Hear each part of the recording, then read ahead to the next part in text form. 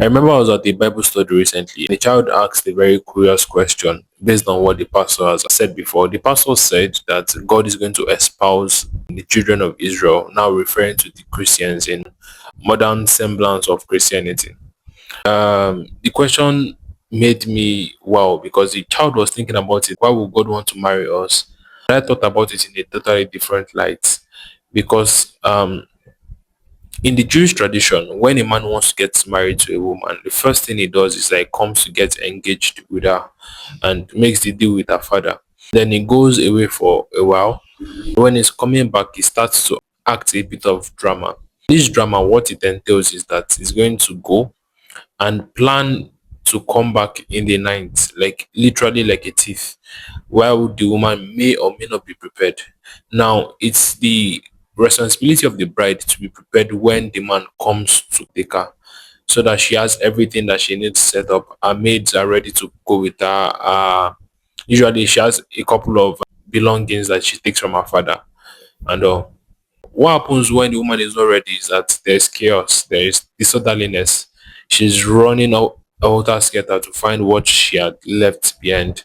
Now, this thing totally relates to the church because it's basically what the first seven chapters, if I'm correct, or four chapters in the book of Revelations we're talking about, the letters to the church in Sardis, the letters to the church in Ephesus, and so on. What is saying there also relates to the parable that Jesus had when Jesus was speaking to his apostles. I think in Matthew 24 to 26, very close to his death, he mentioned something.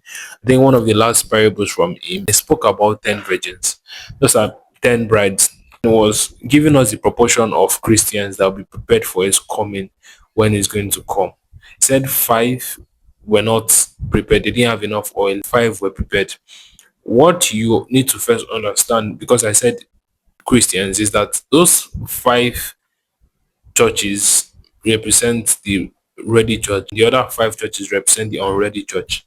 This church is not speaking to a denomination or a group of people. How do I know this? There is actually no term for denomination in the sight of heaven. Basically, it's usually a group of people in a particular location. That's how they were able to classify them. It's not a matter of you being a member of a denomination. What it means is that you personally, as a Christian, as a lively stone, you are personally prepared. The gross number of people Christ was saying is that half of them will not be prepared, half of them will be prepared. Now, the best thing I would advise everybody to do is that you first need to know how to prepare before you prepare. I would say it is reasonable for all of us to get to watch one or two teachings about eschatology. It's not something you rush, it's something you must take advantage of.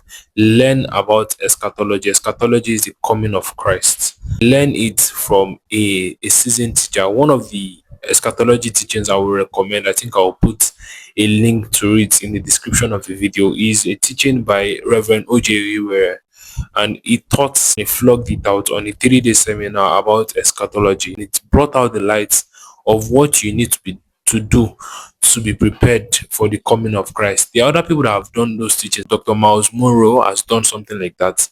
I would advise every Christian that you take advantage of those materials and you learn about the coming of Christ. It will keep you prepared. Hopefully, you have enough oil when the master comes. Azak.